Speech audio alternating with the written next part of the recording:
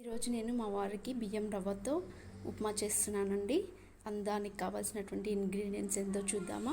1 cup బియ్యం రవ్వ, 2 పచ్చిమిర్చి, పోపు దినుసులు, కరివేపాకు అండ్ ఆనియన్, టమాటా, కొత్తిమీర. ఇంగ్రీడియంట్స్ని చిన్న చిన్న ముక్కలుగా ఇలా కట్ చేసి పెట్టుకున్నానండి.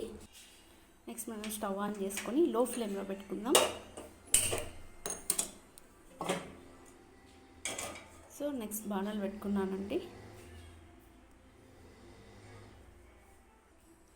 ఇందులో కొద్దిగా ఆయిల్ వేసుకుందాం.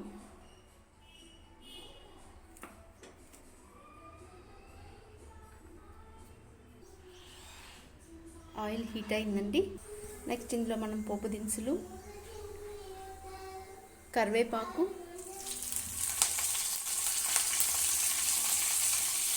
ముందుగా కట్ చేసి పెట్టుకున్న టమాటో, ఎర్రగడ్డ, పచ్చిమిర్చి వేసేసుకున్నాం. ఇవి లైట్గా కొంచెం దోరగా వేగేంత వరకు కలబెట్టుకుంటూ ఇలా చేసుకోవాలి.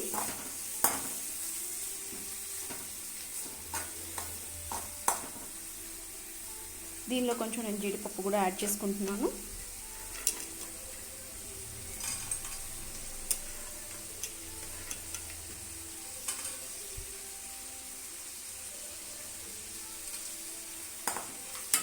లైట్గా నెయ్యి ఉంటే నెయ్యి కూడా వేసుకోవచ్చు అండి, కానీ నేను నెయ్యి వాడను. బాబుకి కొంచెం కాపుగా ఉంది ఇప్పుడు, సో ఇప్పుడు నెయ్యి వాడటం లేదు. మామూలుగా అయితే నెయ్యి వాడుకోవచ్చు, ఆయిల్కి బదులుగా నెయ్యి వేసుకోవచ్చు.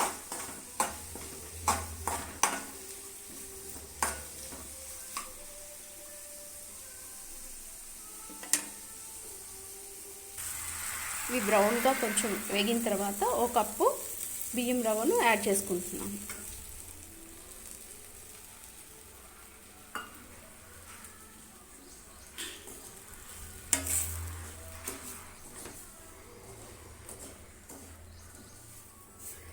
లైట్గా కొంచెం బ్రౌనిష్గా వచ్చేంత వరకు దీన్ని ఫ్రై చేసుకుంటే మనం తినేటప్పుడు కలరు బాగుంటుంది.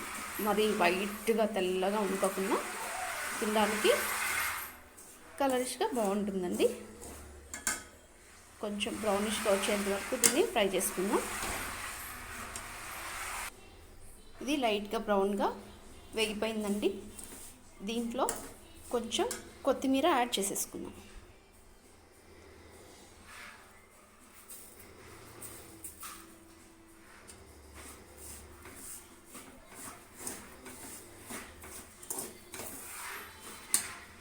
కొత్తిమీర యాడ్ చేసుకుందాం. ఒక 2 మినిట్స్ అలా వేయించేసుకొని దీన్ని పక్క ప్లేట్లో తీసేసుకుందామండి.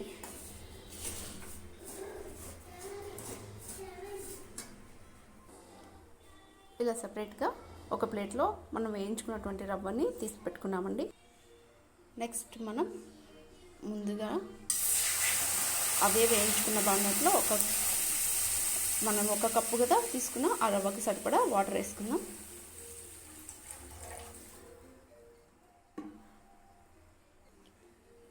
ఇందులో కాస్త సాల్ట్ యాడ్ చేసుకుందాం.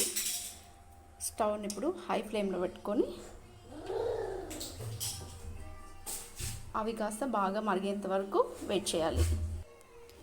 ఉప్పు కరగడానికి ఇలా మనం లైట్గా తిప్పుకుంటూ ఉంటే ఫాస్ట్గా కల్లుప్పు కదండి కరిగిపోతుంది.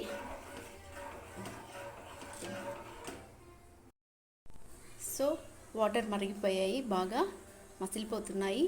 ఇందులో మనం ముందుగా వేయించి పెట్టుకున్నటువంటి రవ్వని వేసేసుకుందాం, యాడ్ చేసేసుకుందాం.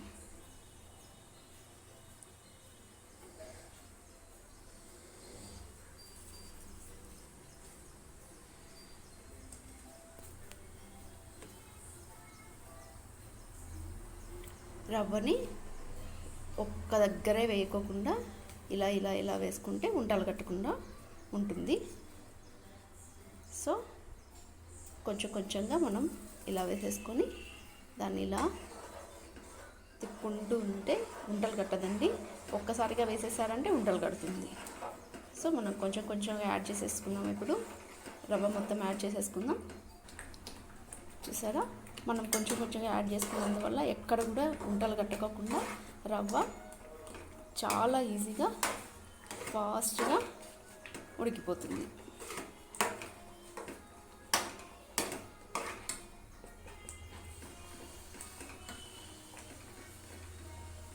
ఇది ఆవిరికి ఉడకడానికి దీని మీద మనం చిన్న మూత పెట్టేసుకుందాం. ఒక 5 మినిట్స్ అలా మగ్గనిచ్చి తీసేస్తే మంది బియ్యం రవ్వతోటి జీడిపప్పు ఉప్మా రవ్వ రెడీ అయిపోతుంది. 5 మినిట్స్ తర్వాత మన ఉప్మా రెడీ అయిపోయిందండి. చూద్దాం. వావ్, యమ్మీనా. దీన్ని ఒక ప్లేట్లో డెకరేట్ చేసేసుకుందామండి. సో ఈరోజు మా వారికి టిఫిన్కి ఉప్మా రెడీ అయిపోయిందండి. జీడిపప్పు ఉప్మా, బియ్యం రవ్వతోటి జీడిపప్పు ఉప్మా రెడీ అయిపోయింది. ఇందులో నేను వడలుగా చేశానండి. ఈ వడలు సోడా ఉప్పు లేకుండా హోటల్ స్టైల్లో ఎంత బాగా వచ్చాయో చూడండి. నెక్స్ట్ ఇవి ఎలా చేయాలో నేను వీడియో చేస్తాను. నేను కొత్తగా ఛానల్ స్టార్ట్ చేశానండి.